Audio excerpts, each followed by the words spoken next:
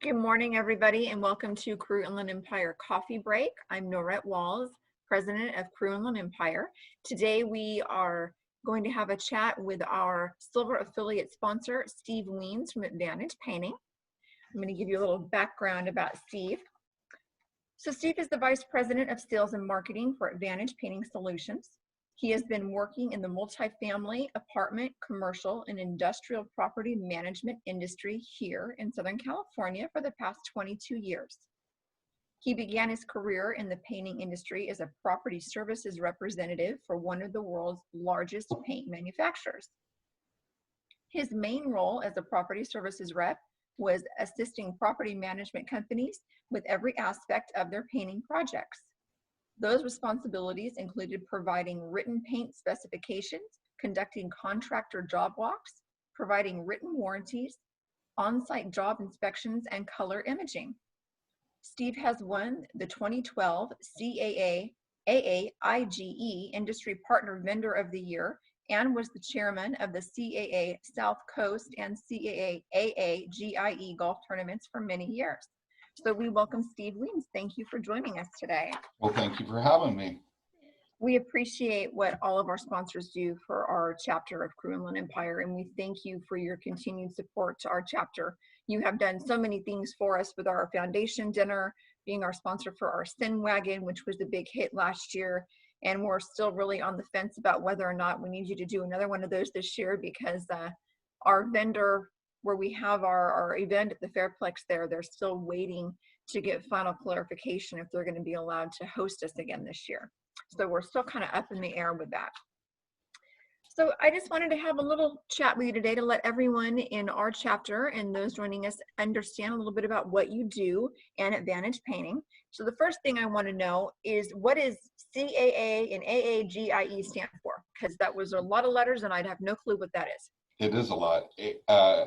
CAA is the California Apartment Association, and AAGI is formerly known as AGGIE. AGGIE is an acronym for the Apartment Association of the Greater Inland Empire. AGGIE was a property management organization, a division of CAA, obviously for the Inland Empire for many years. They changed it a while back, and now it's no longer goes by the name of AGGIE. But if you ask anybody in the industry, everybody has fond memories of the former association of AGGIE. It was a lot of fun, primarily exclusive. Well, it was for apartment property managers, management companies, and owners. Okay. Interesting. So tell me a little bit about Advantage Painting. You guys are located in Chino, is that correct? Yeah, that's correct. Okay. And your main headquarters are there? Is that where your one operation is? Yeah, it's just us here in Chino. We're just a local painting contractor. We service all of Southern California, but our main office we work out of the Chino area. So how large is Advantage Painting?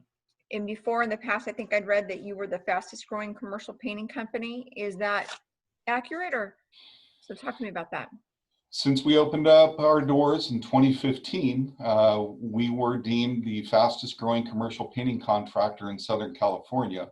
And that was based on the quantity of the gallons that we purchased from each of the major manufacturers. Oh, wow. At this time last year, we had about 350 painters out in the field painting from San Diego County all the way up to Oxnard. Things have just been humming along. It's been, we opened our doors at a perfect time. The economy has just been very robust, and the construction industry in particular, everybody's had money not only to build, but also to keep their assets and their buildings up. And they've been able to spend money on their capital improvements as well. So fast forward to today, and since all that's happened with COVID at the beginning of the year, and we've gone from 350 painters, we're just around 140 painters right now. So that gives you an idea of just how we and many other contractors of all different trades have been affected. So how has COVID changed your business in aspect of painting a property itself?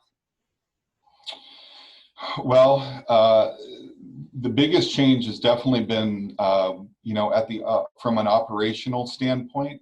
Um, the way that we do business now has changed dramatically in the sense that the protocol, the safety measures that we as a company implement for our painters and the clients that we work for. Um, I'll give you an example. A lot of times now, we have to go through a screening process before our workers can go on a job site. They'll take temperatures. They'll, ask them a list of questions, make sure that all the PP&E is in place, and the we're seeing that across the board. Uh, One thing that has affected us internally is, some of our operating costs have gone up in the sense that, we would have crews that would travel together. They would carpool together to go to jobs every morning. And now we're not allowed to have groups of people within, close distance or close proximity of each other. So everybody needs to drive on their own to job sites. We have to pay more money out for fuel reimbursement. And, just in general, getting set up for a job in the morning, the guys getting their paint mixed and their pumps primed and ready to go. It takes a little bit longer now because everybody's more conscious and aware of social distancing. That makes sense. Okay. So, Steve, what property types do you guys, I know you're a commercial painter, but what do you specialize in any one specific, or let's talk about this for a minute. Here at Advantage Painting, we're actually unique in the sense that we're different from most of the other commercial painting contractors. A lot of our competitors focus on one individual type of project. We are really diverse. We do a lot of tract home work for most of the major single family home builders throughout Southern California. We do ground up multifamily new apartment construction projects. We do commercial concrete tilt ups for some of the major commercial general contractors. Our main focus, the main emphasis on our business that's really helped us to grow has been our property management segment, though. We do a lot of work with property management companies of all types. And going back to your question, with regard to commercial real estate, we work with industrial management companies. We work with logistical facilities, commercial, retail, shopping centers, and most of the major apartment property management companies as well. Okay. So you guys don't do property management, but you work together with on-site property managers to get painting projects. That would be a better way to say it, yes? Can you repeat that? So you're not a property management company then, you just work with property managers at job sites in order to get the paint? Yeah, okay. That's correct. We're just a commercial painting contractor, working primarily directly with property managers and asset managers. Okay. So I know we talked a little bit about this the other day, but what are some questions that you get asked most of all while you're out there in the field? I think one of the most common questions that we get asked is a property management manager that has a large portfolio, and they're going to put a handful of those properties out to bid for the coming year. And when bids come back to them, they're very curious to know why the square foot price with regard to commercial buildings, or the per door price, which is it's commonly known as for apartment management companies, why those prices differ so much and why it's not all the same. How come it's not the same price per square foot, for example?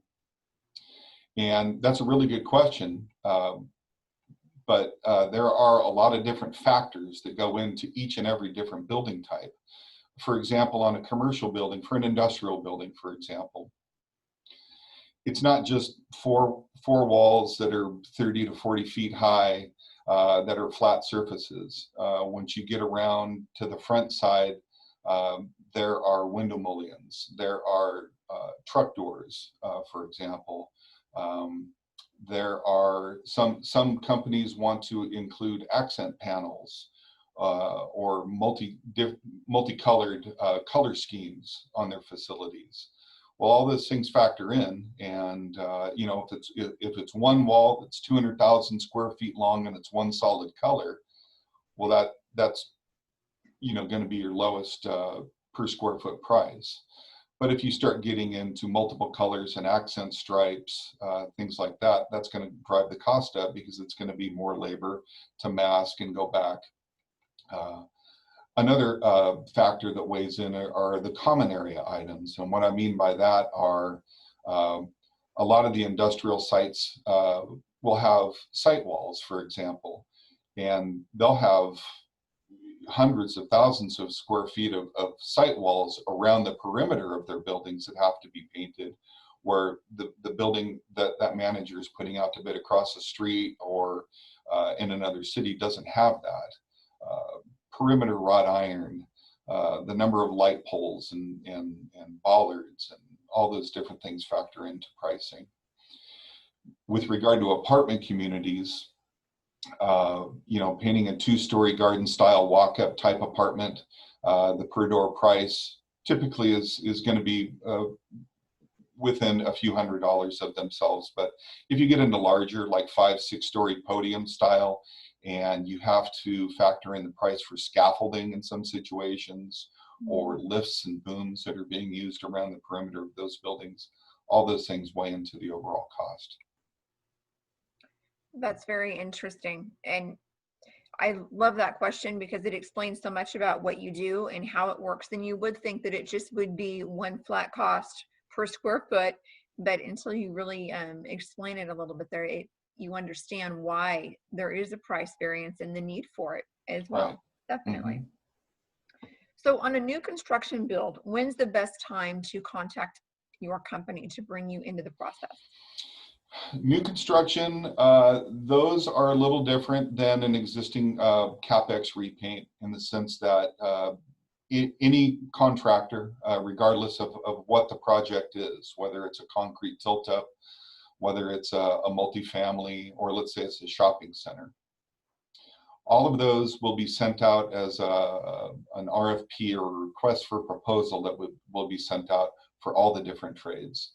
And that kind of starts off the bidding process for everybody. That helps them to accumulate numbers and put together the price for whatever the project is. During the course of that bidding process, things happen, addendums come back, changes are made by the architects, and you know, sometimes it can be a very, for new construction in particular, it's a very lengthy process. Once you get a bid invite, it can be well over a year until that project comes to fruition. For property management repaints, most of the time it's the same thing. There's a bid invite that goes out, and a property manager will have a handful of projects, and they'll conduct job walks on site, and that gives all of the contractors, the property manager, and sometimes a representative from the painting company a chance to go over the condition of the buildings and take a look at some of the different factors that might weigh in, and help everybody to put together an accurate proposal. All right. Do you work at all with cities about CC&Rs to coordinate colors and such? There are definitely some cities that are more stringent on their color approval or their color selection than others. For example, when we do projects out in the desert, out in the Coachella Valley, they're very particular about what colors get put on those buildings out in La Quinta and Palm Desert and Indian Wells. Hot pink is not an option then at this point for that area. Exactly, that's Okay. right. Well, not right now, but that can change, you know, tomorrow, you never know. And it depends on what kind of a building. But for the most part, let's face it, most owners want to have a building that's appealing looking, that has, you know, curb appeal. Right. And they're not going to go with anything too crazy. Every once in a while, you will see a city that will get involved with the mock-up process. Mock-ups are when we will go out with our client and apply some paint at different locations so that they can get an idea. It's one thing to take a look at colors on swatches and in pictures, but it's a different thing to see it actually on a building itself. So every now and then some cities get involved with an approval process and weigh in on what their opinion is.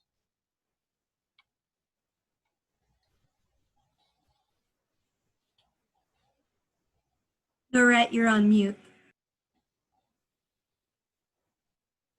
Is that better? Perfect. Yes. Thank you. Sorry about that. My computer has some kind of a trick to it. It will mute everything automatically every minute and a half. I don't know. At least it was you, because I'm sitting there watching your lips move and I'm a deer caught in the headlights saying, oh God, what did I do? Nothing. You didn't do anything wrong, I promise. So my question was, are the on-site property evaluations, are those free?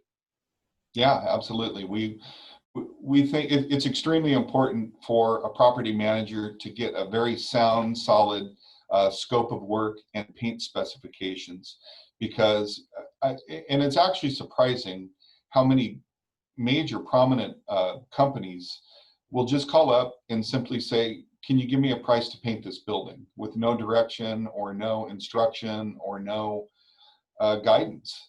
And yeah, we're obviously happy to do that. But if they're getting 2, 3, 4, 5 other bids, they're going to get, the bids will not be apples to apples.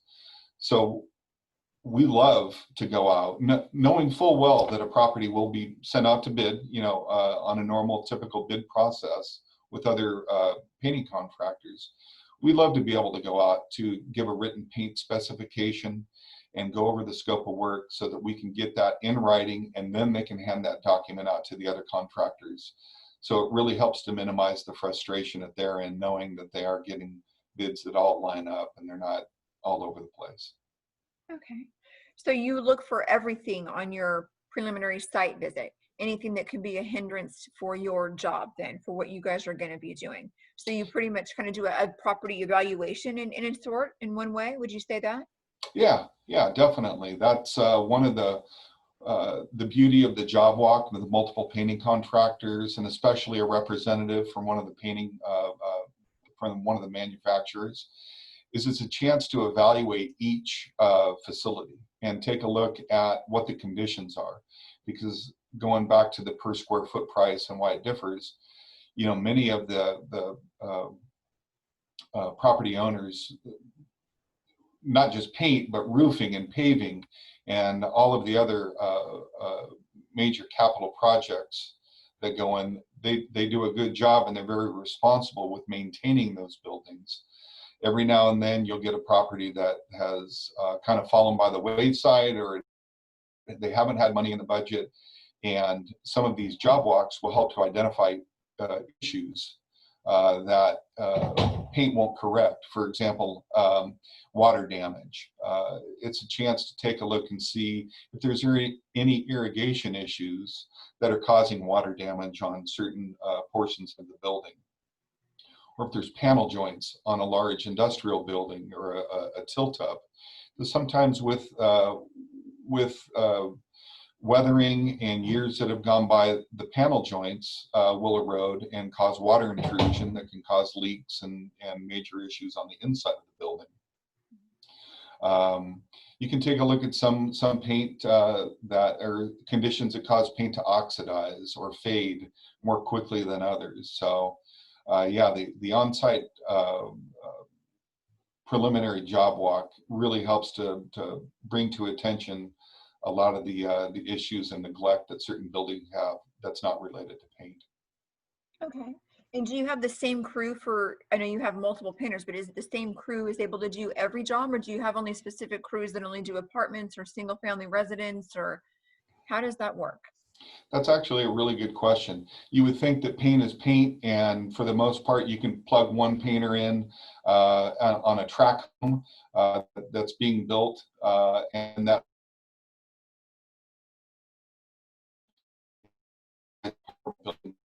and that's really each project is unique and each one is different, And our painting crews have their own specific disciplines, and we try to keep all of our tract home painters, for example, all of our single family painters with our single family home builders, because that's quite different than doing an exterior repaint. Some of our interior painters have more experience with a lot of the different prep and a lot of the different paint applications than exterior painters do.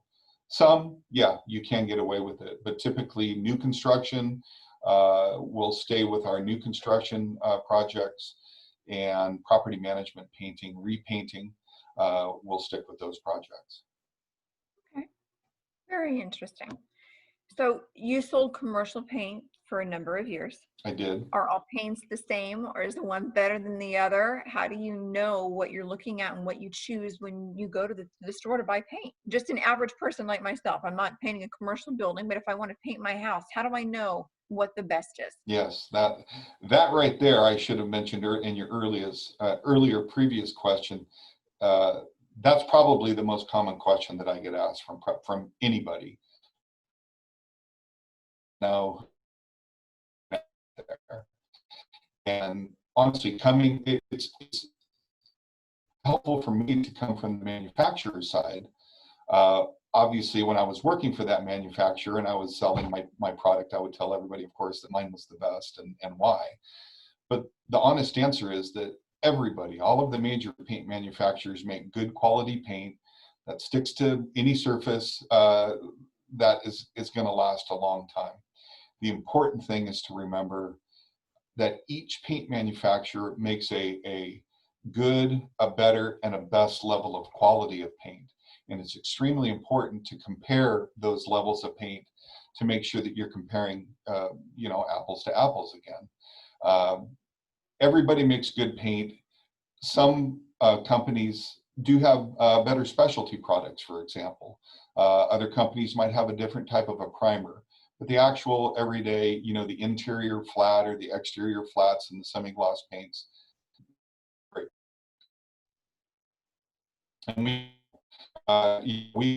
small. We buy from Sherwin-Williams. We buy from Vista Paints, PPG, Behr, Dunn Edwards. Everybody's got their property services reps that do a good job of helping us actually well to go up and assist us and give us a heads up on who's got paint projects coming up. Okay. Thank you for that information. Thank you for sharing some information today about Advantage Painting. And at this time, I always like to share some fun things about yourself because we really like to get to know you as a person. So I have 5 fun facts here about Steve. So Steve met his wife playing cribbage. He has a 4-year-old Maltipoo named Harley, who competes in agility events. He is a huge Dave Matthews Band fan and has traveled all over the country to see the band in concert. He is the father of twin boys, and he loves golf. Now, there's a multitude of questions that I want to ask now after having the 5 fun facts, so bear with me here for just a minute. Cribbage. What is it, and why would you choose to play that online? That's a great question, because I'm sure probably most everybody that's going to be watching this has never even heard of cribbage. Cribbage is an old-timey card game that everybody's grandma and grandpa used to play back in the day. And that's actually a very interesting question, how I got started playing and how I met my wife. It's a very long story, but the brief answer is, back in 2000, I was diagnosed with stage 4 melanoma. And there were days where I was just too sick to get out of bed. So I would pass the time away playing games online. I learned how to play cribbage back in 2000. And I would play cribbage for hours with nameless, faceless people. And actually one day, my wife and I played a game, and that's how we met. So, oh, that's a real love story. That's very special. Yeah. That's awesome. Well, good for you. So you love golf. What is the best course you've ever played? Pebble Beach. That's an easy one. Yeah, I got lucky and I got to go up to Monterey a few years ago with some friends, and I got to play a couple of the courses up there. But anybody that knows anything about golf knows that Pebble Beach is on a very short list of the most historic and famous and beautiful golf courses in the world. It's an amazing place. It is beautiful. It is very beautiful there. So how far have you traveled to see Dave Matthews in concert, and have you ever met him? The furthest that we traveled at the beginning of the year, right before everything hit the fan, we lucked out. Dave Matthews had an excursion for a handful of his, well, not a handful, there were 3,000 people that went to a resort in Cancun. And Dave put on a concert 3 days in a row over Valentine's Day weekend on the beach. And it was just a huge resort. Everybody at the resort was there to see Dave Matthews. And it was kind of like adult spring break. It was the coolest ever. And that was, like I said, that was right in the middle of February. Had an amazing time, met the coolest people from all over the world, actually. And had 3 nights, Friday, Saturday, and Sunday night concerts, all on the beach in Cancun. Doesn't get any better than that. And a week after we got home, that's when COVID hit. So that was the last hurrah. And it's you know what it's been like since then. I have not had a chance to be. It was a good one, though. It was. If you're going to go out, for us anyway, that was the way to do it. I have not met Dave. I have met a couple of his members of the band, once in Chicago and once in Indianapolis. And it's our thing. They're great. Each show is unique. Each one is different. And the people there, the vibe, everything is just makes you happy. The concerts are a lot of fun. I have seen Dave in concert. They are a lot of fun. Last question for you, Steve. So how old is Harley? Actually, funny you should ask. Harley's birthday is this weekend, and he will be 5 years old. All right. Okay. Wonderful. Yeah. Well, Steve, thank you so much for your time today. We really appreciate it. I'd like to know if anyone has any questions for Steve directly. Please type them in the chat box, and Emily can let us know who has questions. While I am waiting for questions to come through, I have a question. You had mentioned that, say, for instance, the desert, Palm Desert, La Quinta, those areas have color restrictions for what color the buildings can be painted. Mm-hmm. I'm curious, are you aware, do cities have these restrictions or requirements because, like, for aesthetic reasons, or is there an actual, it can't be this color because of the heat, or kind of what goes into those decisions that the cities make? With regard to the desert, it's very much aesthetics. The last project that we painted there last year was on what's the name of it's kind of the Rodeo Drive of the desert, the Paseos. El Paseo. And excuse me? El Paseo. El Paseo, exactly. They definitely they want to make sure that the colors are tasteful and they blend well with all of the other buildings out there. They're very particular about that. And for the most part, no, it's not so much a heat thing, or some colors, work better in some climates than others. It's almost always, they want to make sure that it's not gaudy looking, and you're not putting a chartreuse, green and a hot pink on some building that's out on the Newport coast. Right. Okay, interesting. I have a question from Elizabeth. It says, what do you wish commercial interior designers knew or understood when specifying paint and paint colors to make your job easier? That's a great question, because so often we've had more than one owner or manager get frustrated once they get pricing back, not just from us, but in many of the any of the painting contractors. Architects will have, they have good intentions. They want the buildings to pop or to stand out and to have a pleasing, appeal to the eye. But sometimes they don't think about it in a practical standpoint. So, for example, some architects put multicolors on babuildings, and it kind of looks like a patchwork quilt. They'll have, going from the old, for an apartment, for example, back in the day, it would basically be a three color paint scheme. You'd have a body, you'd have a trim, and you'd have a door color. Well, now we see a lot of architects that are getting very creative and putting, 5 and 6 different color schemes on buildings. But that drives up the price in the sense that there's more masking involved. There are more trips going back. It's not one, pass with a spray gun being able to paint one color that can get a building painted more quickly. The other one that's very frustrating is if you are going to use some of the deep, vibrant accent colors, these take multiple coats of paint to get proper coverage that look clean and that look, so that they're not shining through and showing some of the surface below. So those multiple coats are more paint, more product that's used, and more labor that is used to apply that paint. So those are some of the factors that drive up the price as well, that an architect might not think of. Does that answer your question, Elizabeth? It does. Thank you, Steve. Sure. I want to make sure I stay on the good side. So then now we have a question from Robin. It says, I am curious about whether there has been uptick on painting due to people being out of offices and facilities due to COVID. Which is stronger, budget cutbacks or convenience of empty spaces right now?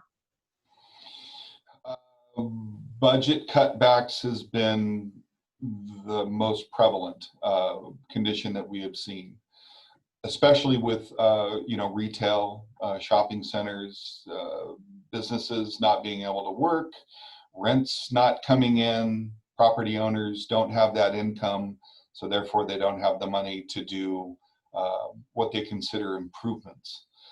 That's very true also with apartment property management. That's been the one that, right now we should be knee deep in apartment repaints. This is the season. This is when it all happens. And nothing is happening. I shouldn't say nothing, but it's a fraction of what it normally is for a couple of different reasons. Again, most of us are having a tough time making ends meet and paying our rent. A lot of people, so therefore the owners and the management companies don't have the money to invest. But also everybody is very cautious right now because we don't know what tomorrow is going to bring. And they're just really sticking to necessary repairs as opposed to improvements. That's what we've heard across the board. We have seen some signs recently. Things are starting to get a little bit busier here and there, but for the most part, I think a lot of people are still being very cautious at this time, understandably so. Right. I saw your thumbs up, Robin. All right, now we have Lindsay Mingy has said, Steve, I understand price per door on single family residences and multifamily developments. And I understand that every building and project is different and that impacts pricing. But generally, for a commercial office tenant improvement project, second generation space, we budget $2 to $3 per square foot for interior paint.